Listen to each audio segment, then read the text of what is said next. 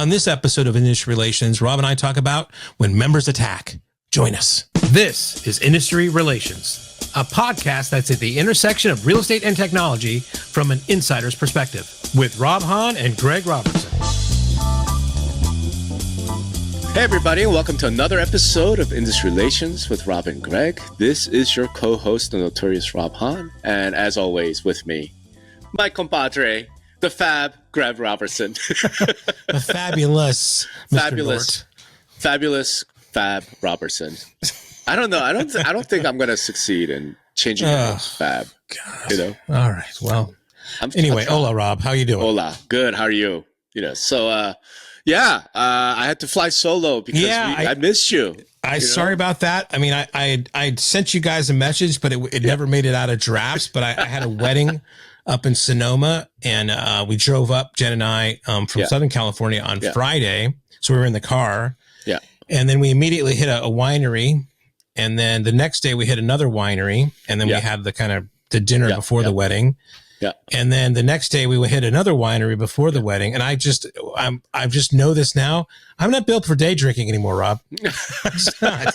It's just like we go out, I come back and take a nap and have to get up and do it all. I mean, it was just, oh my God. I mean, we drove back on Monday, and my head was still foggy on Tuesday. For crying out loud. You know, getting old truly sucks, except for the alternative, you know, so. Yeah.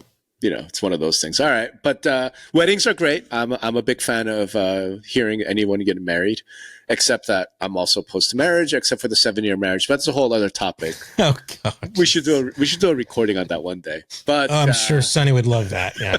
Sunny would. She's actually fully supports the content. Jen wouldn't, I'm sure. I know Jen. Did we talk about it with Jen? I think we did. I don't think it went that well. Well, you know, she has her reservations, and I get it. But she'll realize it's actually the right. Anyway, that's not our topic today, because we actually have an interesting and important topic to discuss. And I thought we would talk about one of your posts, Greg, because it's getting some traction out there. So this is your latest post on Vendor Alley. It's called "Good, Then We Will Fight the Shade." So why don't you know, everyone should go to Vendor Alley and check it out. But why don't you tell us a little bit about what you're trying to get at here? Yeah, I mean, so I've been wanting to write this thing for a while, but I just didn't have a hook on it. And it's mostly because of this one MLS. I'm not going to name any names here because I want to protect the innocent, but of course, but just what they were going through with a recent some changes they made last year. And how awful the membership was. And, you know, just the stories I heard coming out of there were just, I mean, unbelievable, but you know that they happen, right? And this was coupled with some other conversations I have this year with, you know, an MLS that had to call the police over because a member was pissed off that, you know, a button had changed on the MLS. I mean, I'm not sure what button, but some change was made and that they were going to come down to the MLS office and, you know, whatever. I mean, in this day and age, call the police, man. I mean, you never know nowadays, right? I mean, it's just people are mentally unstable or what? Yeah. Better yet, like just be armed, you know? Yeah. Yeah. That's where arming realtors. Arming teachers. Well, I mean, I'm just saying, to your point, you call the police so they come to investigate your murder. That doesn't really help. You know what I mean? Like, call the police, yes, but also have something to prevent the crazy asshole from doing crazy at the root of it, and this has been going on a long time. I mean, you know, there's, you know, if you want to stay status quo, I guess I can understand that. I mean, you're going to keep your job, and people are, you know, not going to be, mad at you, right? But I mean, we have to change. You know, thoughtful change. You have to plan, of course, you know, those kind of things. But if we don't do those kind of things, we're not going to move forward. You're not going to move your organization forward. You're not going to move the industry forward, right? But you and I both know this. Like, this is a well-known thing inside the MLS sub-industry that we're part of. Like, what gives MLS executives the most amount of gray hair, right? It's like platform changes, you know, and raising any change. But the specific is the platforms. Like, we were on Black Knight. Now we're going to move to Core Logic. It's like, yes, because, or the one I could remember lockboxes or whatever, lockbox, like, it's these things that are like, the one example I could think of was those MLS was on some platform. I can't remember the name of it. That was deprecated. Meaning the company that was made is like, hey man, we're not gonna support this anymore. We're out. This is from like 1998. So why don't you upgrade to our latest and greatest? I think it was CoreLogic Matrix, and they were moving from something, whatever. I don't even remember the name of it. And the gray hairs, like pitchforks, mobs. Like, no, I mean another one. They actually had they wanted to, some member organize a march on the association. I mean, for Christ's sake. Yeah. I mean, aren't they going to sell? Or and social media now makes it even more just vitriol coming out when you're at a keyboard instead of saying something to somebody's face. It's just awful. And hats off. And the other thing is like, well, they shouldn't have done so many changes in that time period, or they should have only done this, or there was enough training. It was the wrong time of year. It was. I mean, that's just no matter what you do, no matter how you plan. That's just, to me, as I say in the post, just table stakes. That's going to happen if it's a 3-year transition or a 3-month transition, right? So to me, there is a lot of, I think, argument to be made to rip the Band-Aids off. I mean, do as much as you can, as soon as you can to get it over with. But so all I'm saying, I was just lamenting, there's this, I was at mid-year and we were at a lunch and I forget who had said it, but we were talking about some things and they mentioned this quote, which was, when the Persians were going to attack Sparta, the Persian says, hey, if you resist, we're going to launch so many arrows at you, it's going to block out the sun. Right. And the Spartans came back in pure Spartan fashion and said, well, then we'll fight in the shade. Yep. Right. And I thought, oh, that's the fucking hook I need. I just thought immediately of what this post I've been trying to write and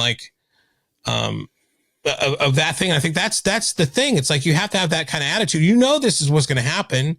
There's nothing you can do about it, really. I mean, even the best planners or whatever else. And, some organizations are better at others at conversion and change, but still, you've just got to accept that. Again, plan thoughtfully, do the right, do everything you can. That's granted. Right. But I mean, don't be paralyzed in fear of do nothing. And that's the premise of it. And hats off to the people that are going through this, that have gone through this, that have to have fought in the shade, and those arrows land in a lot of places. Of course they do, but they got to press on, right? That's the vibe of it. No, and look, this has been a common theme that comes up from time to time. That we need to have the courage, we need to blah blah, and leadership. And you're exactly right. Let's try and dig to the next level, though, right? Because that's kind of what we specialize in here. So here's my question for you. Why do you think this happens? Why does something like adding a feature, platform change, doing lockbox changes, this results in this level of resistance and vitriol and anger from the membership? Why do you think that is? Yeah, I mean, the common refrains I hear, coming from MLS staff and execs that I talk to, what the members are saying is like, you're screwing with my business, right? There's maybe such a muscle memory that they learned how to write a form or input a listing or do something, and it changed a little bit. And of course, they're last minute doing this, and they have to learn this new thing, and they never read the fucking 17 emails that were sent the past 3 months. And now this comes to it, the change comes, and where's the button? Where's this? Where's that? I've got to take a day out of my life and go switch this out with this. Or, I mean, it's just this. And maybe it's a sign of the demographics. I mean, you're talking about, I'm 55 right now. I got into computers, but it was the first year they actually had a computer class, my senior year. I'm an outlier in that, but your average agent is 59 years old. Right. So there's a bit of that kind of generational things there. Does that excuse it to some extent? Okay, it doesn't excuse, but if there's an understanding, I mean, of, that they go to, there's too much going on. The other thing I think is and this is in the vendor community as well. It is the MLS and association industry is set up it's set up in such a way that just one member can get to the CEO like that. Where in a corporation, where in an organization can I'm pissed off at Comcast, and I can get the CEO on the phone right now. Right.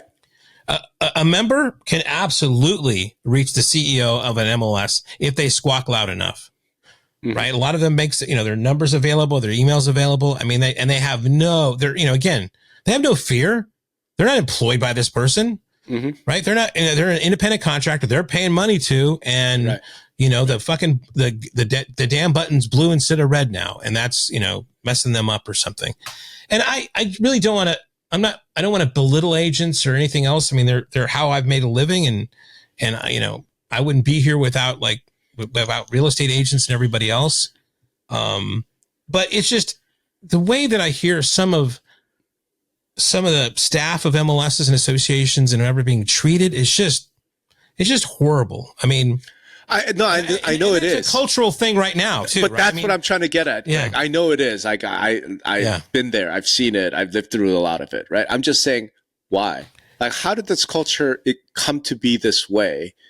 Right. Like, what's at the heart of that? And is that something that could be addressed? I mean, what do you think? I'm sure a lot of these guys make it political too, right? It's like, it's a red versus blue thing. They'll probably say, right? I don't think so. I don't think that happens generally. That always comes up too, right? I'm sure. I don't know of any instance of that, but I mean, yeah, I've seen one instance of it, and but it was one of those weird things. Like we're talking like Alabama, right? So it's 98% red. We're talking Trump country. And one of the people at some meeting that I was at started talking about diversity, equity, inclusion, and how. And it just got ugly fast, and I had to try and rope that meeting back on track. But it's not like a red versus blue thing in terms of MLS. Like, you see more of that, I think, with realtor associations. It's about code of ethics, it's about sort of the more softer side of things. But it's not like, hey, you're moving to CoreLogic because you're Republican. Like that doesn't come up. It's not like that. But there is this culture. You're exactly right.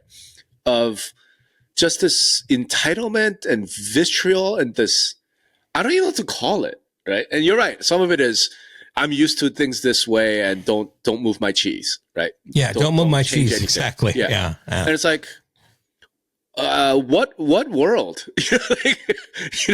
In what universe do you not have to deal with change? And somehow it's in this one area where you feel like you have some right to the button being blue forever. Like, how did we get to that point culturally? I guess what I'm wondering. And maybe it was always there, but I do think that social media has played a role in it, right? I mean, there's Facebook groups and, things like that get formed, like, bring back whatever, or, stop this from happening. Or, I mean, what is it? Bring back the MLS books. Is that the name of the Facebook group or whatever?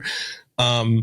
And I think that just amplifies it. So where before you'd have these things and they can kind of whatever, now some of these agents that are good at social media will organize these Facebook groups or whatever to kind of like, let's get rid of this staff member or this executive because they dared to like do something different. They dared to kind of think about something. I mean, it's like, and then they'll blame it on, we didn't have enough time. I mean, there's never a right time. There's never enough time. There's never anything time for these kind of things. I mean, again, you got to do things thoughtfully for sure, but good Lord. I think so. I'll give you a couple of my hypotheses. They're not even theories, right? They're just hypotheses. I think one root cause is the fact that the MLS grew out of the association world. And the association world from the start has always been this sort of democratic, membership-driven culture, right? So you think about people who like run for association, board or something. They're like, they're politicians, like, I'm here to look out for the members' interests and do what's right for the members. So they that's a good point, right? And then they go and hire the association executive, and it's like, look, you exist to serve the membership, kind of thing, right? And I think the MLS kind of got caught up in that. Because here's the thing, man, in a weird way, I don't actually have any issue with that on the association side. Right. Like, you want to be that Facebook group organizer thing. You want to be, whatever, right? You want to be that vitriolic because the association changed some code of ethics rule that you don't agree with, or okay, cool, it's democracy in action, right? Until you get violent, in which case you need to get, that's a different thing. But hey, you wanna do a march down to the association office and protest, and okay, that's democracy in action, right? It's that so to some extent, it's that the MLS, because it came out of the association world, adopted and inherited that culture, which is completely wrong for the MLS, right? Where the MLS should have adopted. Well, Stuart talked about this on our call, right? He says, that's right, leave this other kind of touchy-feely stuff to the MLS or the association, and that's right. The MLS is a different entity. It's a different thing, right? He says that, but and I know he also has trouble. Like if Stuart were to, he's going to have pitchfork mobs as well, because the culture has been inculcated. Like these people exist to serve me, right? I'm in this democratic thing and I'm the boss. Like, no, actually in the tech world, you're not, right? You're the customer and here's the product. You don't like it, don't use a product. You know what I mean? You don't like what's charging, go somewhere else. And that's the second part of this. Second part of it is that MLS are monopolies. There's no other option. There's no other to choose from. Yeah. So and I'm living through this right now, right? Because like in fair. I'm sure it's exactly the same for you. Cox Internet sucks Cox. I mean, I don't know how else to put it. It's awful. However, I don't have a goddamn choice. Like my alternative is literally like I could get Starlink, you know what I mean? Like, or I could opt for this other thing that's way slower. And that is what adds to frustration. Whereas like Verizon, fucks with me. All right, AT&T, I'll switch. Or if some car dealership, okay, they're changed something up and I'm like, wait, what the hell? I thought I had this free service for this period of time, but you screw it. All right, next, I'm just switching, right? No more Audi. Now I'm going to Mercedes. When you have the monopoly situation, I think where this really, really adds up, right? Where if say Nashville, Stewart's member had, okay, I don't like what you're doing. I don't like that you changed that button to red. I'm going to go to this other MLS. Yeah. All right. Then then it's just normal consumer. That's good insight. That's a very valid and fair point for sure. Yeah. So so then from that standpoint, I do think the MLS will change that first factor. And we talked about it, Stuart White. I mean, I don't know if you heard any of this at midyear. We didn't even do a midyear review. Remember when we were talking to Stuart, I said, I thought MLS were going to start having real conversations about leaving NAR. Like, was there any of that? No. Did you hear any of those whispers? No, the whispers I heard was just like the meetings, a lot of MLS guys would stay for the first half and then leave because there was nothing going on. And, I think that especially the policy meeting or something. I mean, they're in the middle of a fight here. So, although Stuart was very complimentary to us, he said he got a lot of, other execs reaching out, thought he did a good job. He was thanking us for putting the word out. So I was happy about that. Me too, and I think he did do a good job. I think the sort of the culture, democracy, realtor association world, that is something MLS can move away from. And the one MLS that I'm thinking of that had these kind of problems, the bigger one I was thinking of, they are. I mean, you make a good point because they're an association owned MLS, right? So that's a kind of that culture, there, right? Yeah, that culture. Whereas if you move away, so listen, you wanted to democracy, go over there. That's the association. That's your democracy, and to create your Facebook groups. Over here, we're a tech company. We provide products. Yeah, right. You don't like it. What can I tell you? I mean, we want your feedback, because any company, you want user feedback, negative or positive, right? But it's not. I don't work for you. This isn't. Yeah. I don't exist to make your life, like to serve your needs. It's more like, no, I exist to create this product, to provide the service, and hopefully it meets your needs, but you ain't the only one. And I got to move forward. Technology's advanced. Like, I think that cultural shift could happen. The question is the monopoly. Yeah. No, those are two valid points. Still, and that's, it makes it even tougher knowing that these leaders got to make those choices and go for it, even because they know at some point that's what they're doing. And a lot of times there isn't any other choice. I mean, another thing I can think of is like, we talked about this of consolidation, right? Where they're so afraid of change that when they consolidate, the MLS ends up, keeping 2, 3, even 4 MLS systems up and running. Yeah. Because they're afraid of the members freaking out that they have to kind of come to the other MLS, right? And that's like the money being wasted on that. God Lord. I mean, sure. It just blows my mind. Sure. Of thinking about that. I mean, but this is stuff that I've been talking about since what, like 2016, even earlier, 2015. Like, to me, the core root issue is that the MLSs don't have beneficial owners who see financial and economic benefit from them. Right. So it's that whole privatization conversation, right? Because if these boards of directors were answerable to shareholders who expect a return on their investment, they would not make that decision. They'd be like, oh, no, we're merging. We need to deliver ROI to our shareholders. So fuck that 2-system thing. We're going to 1 because we're going to save $1 million a year, right? Instead, their boards get mad because they're making a profit. Like, right. Why did you, because they got to keep their status and everything else. I mean, it's right. So the move has always been for-profit MLS. The next move that needs to happen is, I don't want to say necessarily private ownership, but like we'll call it financially meaningful ownership, right? Well, it's fine. You could be owned by an association. That's fine, right? A nonprofit can own a for-profit entity, but that ownership has to be based just strictly on disinvestment. Right. You have this many shares, and that means you get this kind of dividends, or your shares are going to be worth more. I mean, it's no different than owning shares of Tesla, right? Now, then from that standpoint, then as a company, you make those decisions based on financial reasons, right? If you pissed off 70% of your customer base, guess what, man? You're about to lose money. Right. So then the board goes to the executive like, hey, what are you doing, right? We're losing money here. Right. Then the executive, okay, I guess I better change that because. Yeah. And the more I'm thinking about like this association angle, it's like Congress. It's like these politicians, they see any sort of drama to make a name for themselves. Right. So if they hear somebody's bitching about the MLS, well, I'll go and I'll be the one that's going to make sure that doesn't happen again. And then that's right. Jack and exaggerate things to the limit to kind of, boost their own kind of power. That's right.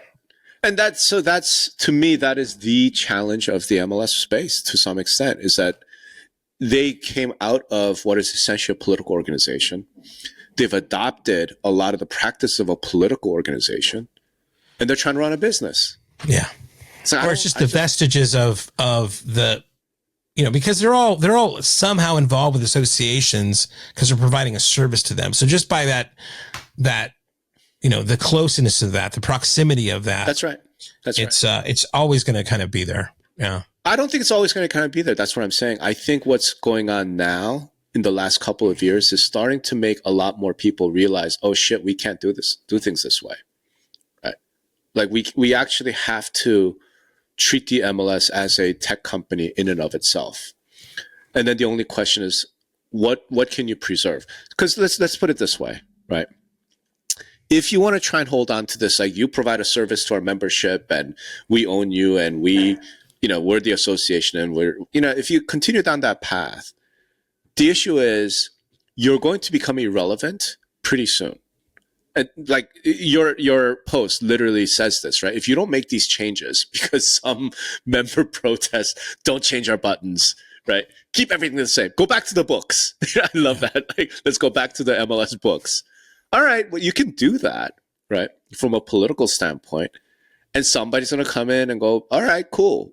Here's our latest and best. Here's an amazing technology. Here's a better thing. And you're going to lose people. Yeah. Like network effect is powerful, but it's not that powerful. You know what I mean? So I think MLSs will, first of all, they need to. I've been advocating for that for 10 years now.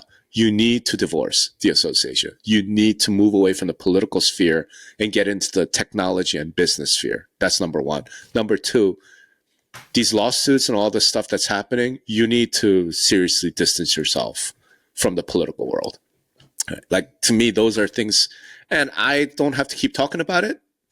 I think the MLS execs like Stuart White are doing it. They're having those conversations. And once that becomes clear, then the next issue is going to be the monopoly. But even if it's like, I think that'll fix. and what you're talking about is like a change of entity of like a business model. In the end, I don't know if that's going to do it because they're an MLS, their customer, you know, in this case will be the associations. The associations have members. Mm-hmm. The members are going to complain, right? And they're going to either like, I'm sure if like, let's say your apartment complex or the place you're staying, if they chose Cox Cable, well, you can call your apartment complex saying, well, I'm having a problem with Cox Cable. Yeah. But at one point, if you get mad enough, you're going to call Cox Cable yourself. Right. Sure. So I'm not sure if it's ever going to be, even if you change the entity and how it's set up as a business, that you're ever going to get away from agents just having a hard, squawking up and pounding on your door. Right? Of course not. But you're a tech vendor. You know how it is. You're going to have users that call and complain and bitch and complain. Right. But the key thing that you said is the one key move you have to make as an MLS is that the association is not your customer. The agent, the user has to be a customer. And you have to stop thinking of the agent, the realtor, as a member. And this is the biggest mistake that I see. Stuart White made this point, right? He doesn't call his people members. They're users. They're customers. Yeah, customers. Right? And customers have rights and they are king. Yes, I know that. But as a vendor, it's like a different relationship, right? It's like, yes, you're paying me. I really want to take your thing seriously, but you're not the only goddamn customer. Right? And push comes to shove. You know what? If that's how you feel free to take your custom somewhere else, right? Because 95% of my customers are benefiting from this feature and they're willing to pay additional. You're not. No, I get that now. I understand what you're saying. Yeah. And I think that move needs to happen. And in a positive way, I think that is happening, right? Yeah. That is happening. Well, I can tell just by this morning. I just posted this morning, and I've and I can just tell by the feedback I get within the first hour. So this is resonating with a lot of people, and thank you for sending me. A lot of people send me a text or email. They don't want to comment, but a couple comments already. World, so this world to get a public comment, what are they afraid of? Is rare. Exactly, it's this political world, right? Yeah, and I think. I don't know, man. To me, it goes like this. Either the MLS leaves that sphere, right? Or they get destroyed. That's sort of how I feel. Right? And destroyed by some of the changes, some of the things that are happening, right? Either you start moving away from the political sphere and start operating the business and tech sphere and start providing, real value to your users and to your customers. And a lot of MLSs do that really, really well. Right. Or you get stuck in the political sphere with all this wrangling, all this nonsense, and you can't do anything. And then you get destroyed because the ones that are doing better will, because that's the next thing, right? Once you remove the association from the MLS sphere, I think the monopoly stuff goes away. Yeah, maybe this can be your next post, right? Okay. I mean, you can now, I've presented the problem. Yeah. And then you can have two solutions here. So maybe after I'm done with my monster series on the impact of the lawsuits, I'll get back. I read that too. Like, so the insurance ain't covering this. No. Oh man. Somebody else reached out. I think our conversation a couple of weeks ago, I was like, well, insurance, like, no, it turns out both of us were completely wrong. Insurance ain't covering. Where's the pony here then? What are they after? I mean, assets you're saying, right? But I mean, the assets come nowhere near to what what the potential. It's even more bizarre now. Wait for part 2 and part 3. Okay. And maybe there's a part 4. And so after the monster shoes, maybe I get back to this. But to me, it's almost like resurrecting stuff that I was writing in 2014, 2015, right? And Stuart brought this up in our conversation, which is, before you can make any of those, you have to make governance changes, right? Because the MLSs today, the way they are governed today, I'm sorry, you're going to have a real tough time making those changes, right? When your board is made up of representatives from realtor associations who believe that you exist to provide free member service to their members, That's a Go problem. to that group and be like, hey, you know what we need to do? Like, that's going to be a real difficult. Well, now if their customers are the actual members / customers themselves, the board leadership changes dramatically, because now you want people on your board. And I know we've been on ourselves different boards that we've been asked of outside directors, but now you want people that are good at customer service, that are good at emerging technologies, that are good at those kind of things, good at change management. Those are the things you need to kind of surround yourself with, not, somebody pissed off that X happened, right? I mean, Look, I mean,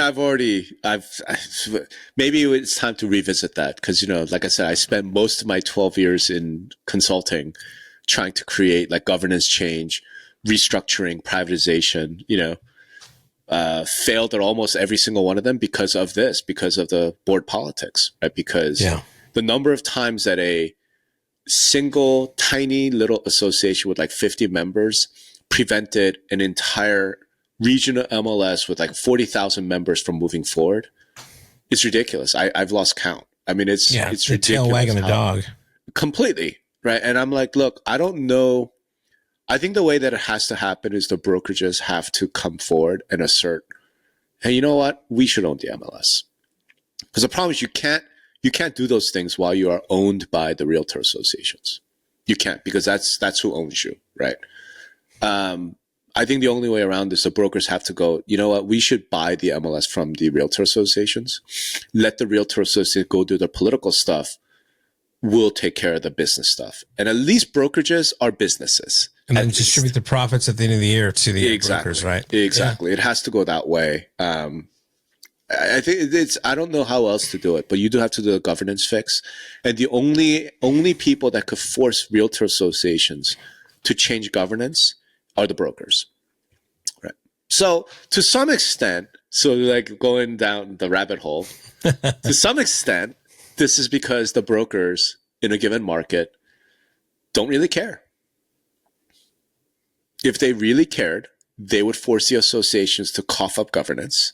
And once they have control over governance, they would make the necessary corporate structure changes to let the MLS be free of the politics and just focus on the business. Well, I mean, they don't care. What they care about is keeping their business afloat. And, in this environment, I'm sure they have 98% of their attention on just how the hell am I going to keep the doors open when there's, when we... I hear you. I read this. Wasn't there a new adjustment to what they think the number of homes sold this year would be like 4.3? Yeah. And didn't we have a bet? We might cancel out our steak bet, dinner bet, or because I'll buy you, and then you can I enjoy having dinner with you. So we should do it that way. No, I think I said it'll be under 4.5 million. I think you did too. I just not believe that at all, though. Yeah. We have to Vindran, kind of go back and look at what the thing said, right? What did they actually say? Something. Yeah. I agree. But here's my point, though. I'm talking about brokers don't care back in the good old days, right? So prior to the market downturn, I'm talking 2018, 2019, 2020. Well, COVID year was a little weird, but like when we were just making the most money we'd ever seen in history, right? And at that point, they didn't care that much. At that point, they were focused on, okay, how to recruit more agents. I'm like, cool, guys, do whatever you need to do that's best for your business. I'm just telling you, then don't fucking bitch about the MLS because you guys don't give a shit. You don't care enough to assert the power that you really should do. And, like, do you know what I mean? Like that's what I'm getting at, right? Because if the brokers cared, they could make the governance change very, very quickly. And then once you have the governance change, then that board with that leadership could make the necessary moves forward. Right. So, well, it sounds like they need a consultant to help them and shepherd them way through that deal there, Rob. I've done it too long. Yeah. Hey, look, what the weary soldier here. So the one company that I did this relatively successfully with is Resides. The Hilton, former Hilton Head MLS. So I don't even think it's a matter of you need a consultant to shepherd. I think they should just call Colette Stevenson at Resides and talk to her. Shout out. Shout out. I think we didn't even get sponsorship, nothing, right? We didn't get a goddamn dollar for that shout out, right? Well, I think she did. I think she was on a panel at mid-year, I think, talking about that. So maybe there was already something there for her, but we ran into each other, and she's great. Yeah, always have a good time. She really is. And there are others, that have done some real good governance reforms. I think Stuart White's done some. I think Mary Jo Collins done some. Yeah, you can tell. Like, I've just seen it happen. There are some MLS execs that are really, really thoughtful and good about choosing their board leadership, right? Yeah, and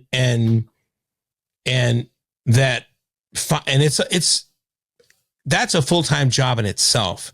And then there's others that really just are, in this boat, just bashing against the waves because they didn't have the planning and putting a mix of people on a board that are just going to like cause chaos and get nothing done too. So there's even in this time and age where maybe we're not going to see some sort of like privatization of the MLS. People still have to, learn, how to kind of do that. And I wonder if that's like there should be a topic at CMLS, is like choosing the right board. Yeah, but think about what you're saying, Greg. How to stack your board with competent people or something, right? Look, and obviously that should just be a class. That's not a panel. That's Bob Hale getting on stage for an hour and just doing a master class on how to do that. Bob Hale and his staff. I mean, his staff does a lot of that kind of stuff too. Sure. Right? So here's the problem, though. Think about what you're saying. What you're saying is then that the MLS CEO has to spend a great deal of their time and energy doing politics. Well, it's politics. I mean, you could call it recruiting. I mean, I'm not. You call it whatever you want, but it's politics. Yeah. Right? In other words, attenuating the political sphere's influence over the tech company. That's a real shitty way to run a tech company. Yeah. I mean, I'm not saying of course you have to do it. Any corporate CEO, public companies, board management is a big part of their job. I get that, but they don't spend 70% of their time thinking about it and doing stuff around that.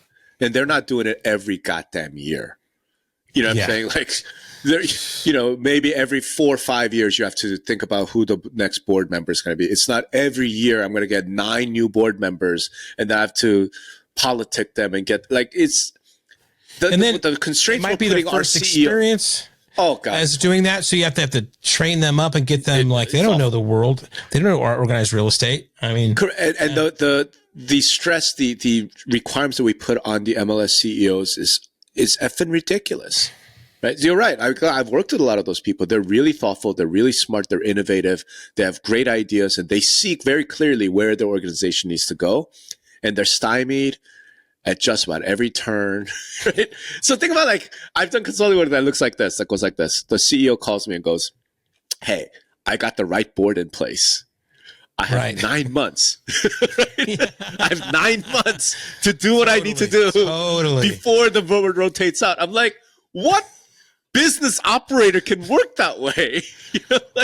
It's like anything else. It's how the country's run, unfortunately, right? I mean, yeah, a perfect example of why we should not go down that road. So, oh man, I know we gotta wrap a little bit early today. Yeah. So let's leave it there. Look, I agree with your post.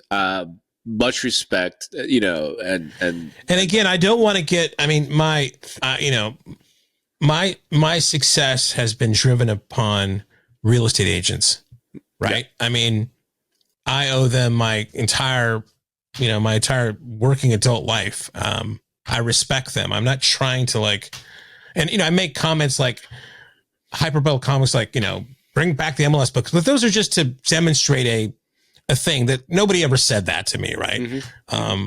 I just want to make sure that that's clear. I'm not trying to bag on agents or anything. It's just, that's how we make a living here. Right. But I mean, just the things that I've heard said and done to some of the MLS staff, association staff and leadership, it's just awful. And, it is, we got to do a better job here. It is. And hats off. and hats off to the guys that are just keep their head down, know they're doing the right thing and make it happen. I mean, they're out there. You know, there's some great women and men out there that are doing that work. Yeah, like I said, all the love and respect and warm thoughts out to the executives who are suffering from this. Rut is really just a really impossible, difficult situation. Yeah. The root causes, like I said, it has to do with the fact that you're living in a political world where you shouldn't be. You should be living in the finance, business, and technology world. Two, that you're a monopoly, so it just naturally leads to people getting pissy. But the third thing, I will leave off with this. I do think, because you mentioned social media, you mentioned some of this. I do think that the vast majority of the agents do not care. In fact, they're happy about the changes. They're happy about the improvements. It's a small minority of agents who, frankly, have too much time on their goddamn hands, who are going to make the trouble, make the noise. And maybe they got some shit going on in their personal lives, right? And they just want to blame somebody. They want to get angry at somebody. And they're like, oh, the MLS, I'm going to go march to their office or threaten violence or whatever crazy ass shit. I think one thing that might help in terms of getting that courage is to recognize the social media, the bitching, the whining, the phone calls is probably a pretty tiny minority. It's probably a pretty tiny minority. It's just rebel rousers that can whip everybody else up, but I don't even think they could whip everybody else up is what I'm getting at. I think if those rabble rousers went to agents and brokers who are productive and busy buying and selling homes, like, get the hell out of my office. I'm busy, right? I think there's something to be said for that, and it might be more useful to just spank them down. It's like, look, you're a minority opinion. If you don't like it, get the fuck out. Yeah. Nobody's requiring that you join this MLS. Get out. Could you imagine if an MLS CEO did that? How refreshing that would be. Yeah, fire a member. Yeah. Yeah, it's like, hey, your service is no longer, get out, right? Your customer is no longer welcome. Well, there's code of conduct, like you say, right? I mean, if some people cross that line. That's right. So let's leave it there. Thanks, everybody, for listening to us ramble, and we will see you next time. Yeah, good. Can I make one plug before we go? Of course. My son, my beautiful son, my beautiful boy, my senior is his senior project was to start a business, make a product, and then sell it online. And he just completed it. And he got into Dungeons and Dragons over the pandemic with his friends, right, online. Mm-hmm. And he wrote a supplemental book for Dungeons and Dragons called The Terrific Tome for Travelers. All right. 20,000 words. Think about that. It's like a notorious ROB post. And 88 pages. If you go to Sunbound Studios, you can buy it. And if you're into it, if you know some friends that are into it, but I'd really appreciate it. Sunboundstudios.com. His name is Cole, and I'm just super proud of him. I'm a very proud dad. So thanks for giving me this time at the end. What's his name? Cole Robertson. Cole Robertson. So this episode of Industry Relations brought to you by Cole Robertson. Cole Robertson. I appreciate it, Rob. Thanks, man. All right. Thanks, everybody. Bye.